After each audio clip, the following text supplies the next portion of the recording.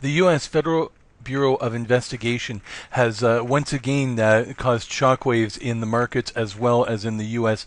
election campaign. On Sunday, it announced that it is not going to charge Hillary Clinton with any charges related to the emails that were found on Anthony Weiner's computer. So now we've got a surge of market interest anyway, speculating that Hillary Clinton could be clear now to win the U.S. election. However, the Brexit experience shows that we could still be in for a significant surprise, and we could still see some substantial volatility in the markets in the coming days. So I'm going to start off with the markets, and what we're seeing here generally up here is that we had seen for after rallying through much of the year, the election uncertainty has been dragging on markets. There's been distribution. We've got a steady trend here of lower highs above 17,950 support. We did have a gap up on it, but look at this. The rally that we have had has stalled short of the 50-day moving average. We're still in this downtrend, tracking below the 50-day average. We're still also in a downtrend on the RSI, although it has peaked up above 50 a little bit, so signals are a little bit mixed there at the moment. What's interesting is if we look at this, the 10-minute chart for the last couple of days, we'd seen here on Friday a significant sell-off in the afternoon. This has been fairly consistently happening over the last few weeks. It's a sign of early strength. Late weakness is a sign of distribution. Now, we did get this big gap upward on the FBI news, and so far, the numbers, the market has continued to trend higher. The big question now is it getting ahead of itself? Even on the short term, we are getting a little bit overbought here on the RSI. But the question is, are markets and traders getting too overconfident and in what's happening with the election? And I look to Brexit. This tells me that just maybe they might be. This is the chart here of the pound against the U.S. dollar. And what had been happening in this case was, as we got into late May and the early part of June, the market started to realize, oh, Remain's doing a little bit, Leave is doing better than we thought. Leave is picking up momentum in the polls, and the market started to come down to reflect that. And we actually had the pound trading down close to $1.40 from the $1.48 area, so it was already coming down.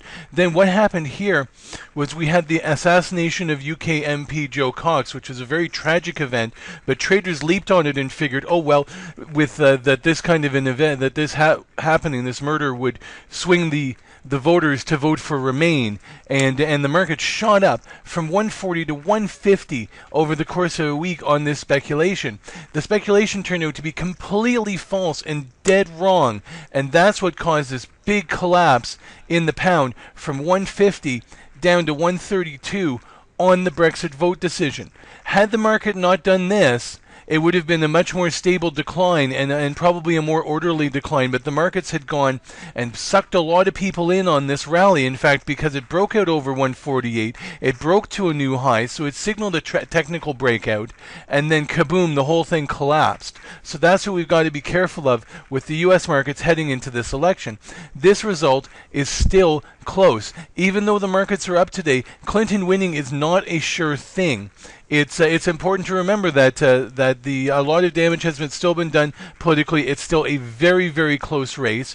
There's still no indication of a lot of the Trump supporters are pretty hardcore, and it's questionable whether they would flip back and forth on this news. And it may, however, sway some independents. Is it enough to put Hillary Clinton over the top? It's hard to say. A lot of it's going to depend on turnout. A lot of it's going to depend on which state, and a lot of it's going to depend on whether the polling has been accurate or not. I'm going to bring up a chart here from Real Clear Politics, and momentum has still been shifting to Donald Trump. It's not long ago this projection of 203 was up over 300, and this 164 was down below 100. Momentum over the last weeks, and of course as technicians and traders, we look for momentum. Momentum's been going to Trump. Even before the FBI said they were reopening their investigation, momentum had been going to Trump. Why? Because the bigger October surprise has been people getting these massive, massive increases in their Obamacare premiums in the mail. And you could still see in this election people vote with their pocketbooks. Are they going to vote for stability and change, or are they going to vote with their pocketbooks? That remains to be seen. Hillary Clinton promising stability and more of the same.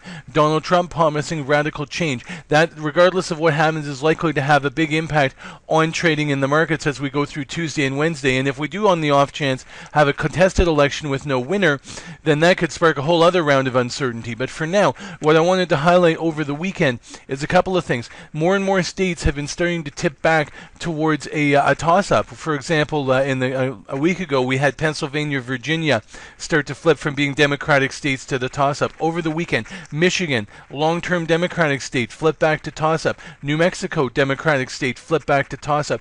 Donald Trump went to Minneapolis on Sunday to do a campaign rally. The Republicans have not won the president, had not had a vote for president from Minnesota since 1972.